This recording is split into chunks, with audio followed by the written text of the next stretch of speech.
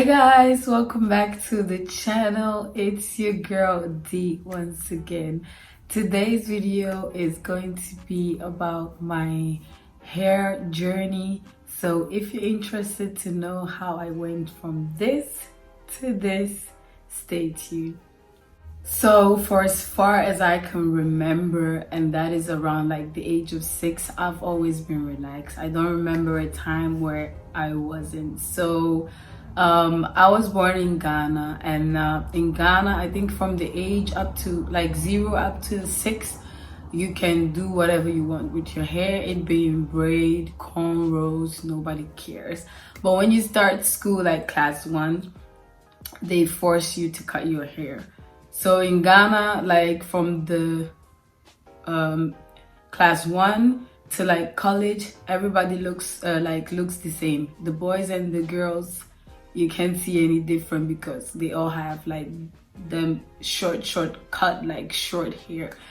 And I don't even know why it's still happening. We're in this day and age, we're in 2020, and I think that is something to like oppress the girls, and I hope they do something about it, but that's like another story for another time.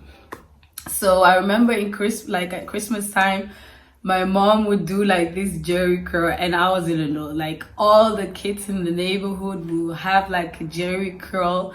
So at Christmas time, like all the kids were looking forward to that jerry curl, like Coco Jerry, hey, and like I don't even know why they call it like Coco Jerry, because like maybe because of the mohawk that the chicken have, or like the hen have, like I don't know. That's like a chicken jerry curl. That's what they call it in Ghana. So we'll be so happy. But then when school resumed, like you have to cut your hair again, which was like pointless. But anyways, that was some of the fun times that we had in Ghana. So in 1997, we came to Belgium, and that was the end of my cutting days. So growing up, like I didn't even like really have a problem with my hair because I had sisters who could braid, cornrows, and all of those things. So I didn't really have a problem with my hair. So my hair grew.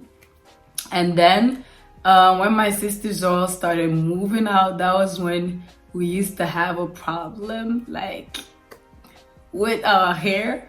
And sometimes I'll go to my sister's, but she started having kids and there was not like always time. And I remember when we were kids and when my sisters were not around, my mom would do our hair, and like she would do like a hairstyle that will have you like mean mugging the whole freaking day. Like you refuse to laugh because of that hairstyle. And my sister used to laugh at me, like even up to this day, like when we see those pictures from back in the days, she would still laugh at me. And I'm like, why are you even laughing? It was a two-way street. I wasn't alone. She was doing the same kind of hairstyles with your hair. So like, why are you even laughing?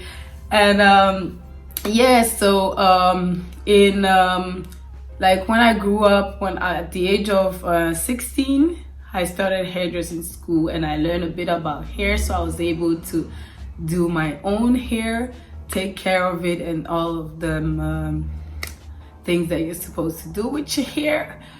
So one time I remember, and this is the thing I will never ever forget in my entire life. So I went to the store, like before in Belgium, we didn't have those beauty supply store that you can go there and just get you like a creamy crack for your hair. There was like these night shops, like these corner shops, and they used to sell it. So a 16-year-old, I've worked, like I don't have to depend on my mom anymore for my relaxers. So I went and bought the relaxer, and the thing I forgot to do is I forgot to check the relaxer. So the relaxer was expired, with me having no knowledge of it. So I came home, I was happy, my hair was out, I relaxed, and girl, let me tell you, I had a heart attack. The minute I started combing my hair just started falling off. I would see like a bald spot, And the thing was, I had already thrown the receipt away, so I couldn't go back to the store like, look what you sold me. It was, yeah. So I had to keep it to myself. And yeah, that was like some of the sad moments in my life, because I had hair like up to bra strap, and then I had nothing, like really nothing, and I had to start from zero. And I refused to like do the big chop. So what I would do is, when the hair was growing back, and then I'll cut off those, you know, those excess hair that like didn't belong, you know, I'll cut them off. And that's how my hair like grew back. And like, I didn't get my hair from my mom. My mom, she doesn't have hair. I think my hair I like inherited from my grandma. Like growing up, my grandma has this, like, she had a lot of hair. Like when we were kids in Ghana, there is this tree, they call it abrafunkatie. I don't know the English name, don't ask me. If you want like the precise how do you say, the precise explanation for that tree is called the white nuts. Okay, that sounded so wrong. That came out so wrong. So it's like a nut, like abrofu, like obrodi in chi is a white person, and the nut. So like, okay, forgive me. I can't how do you say it? I can't like I can't explain it. So that's how we call it in Ghana. It's called abrofunkatie. If you know the name, write it down in the comment sections. So she will always be sitting under the tree doing her hair, it being roller setting. Like in Ghana we have this thread method, where like you braid your hair by using a thread.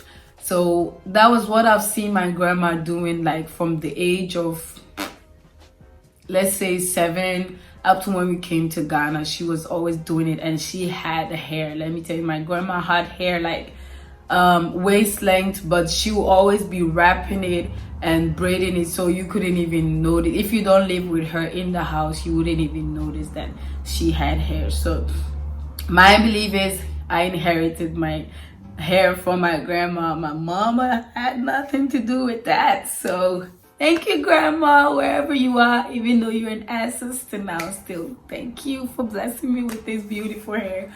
So that was it. Let's continue the story. So my hair fell out, and I had to start back from scratch. I did that. I remember I had this, like, I was ashamed to even go out. Like, people knew me for my hair. Like, I have hair, and then now I had nothing. And like, even I have some friends, you know who you are, who were like laughing to be like, look, your hair is all gone. And I hated when they did that, but look at me now, girl. So yeah, I didn't do the big chop. The hair started growing. But the thing is, even though I had hair, it grew to like a certain length, like bra length, and it wouldn't go further. So that was my hair for like, let's say 5 to 6 years.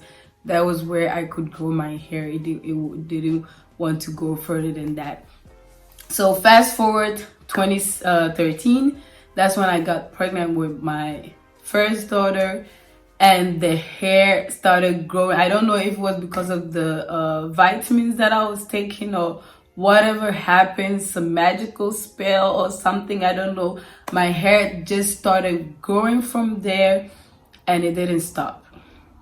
So I had my first daughter, my hair grew, had my postpartum shedding. I couldn't even like notice that I've lost hair because the hair kept on growing. My second daughter, the same thing.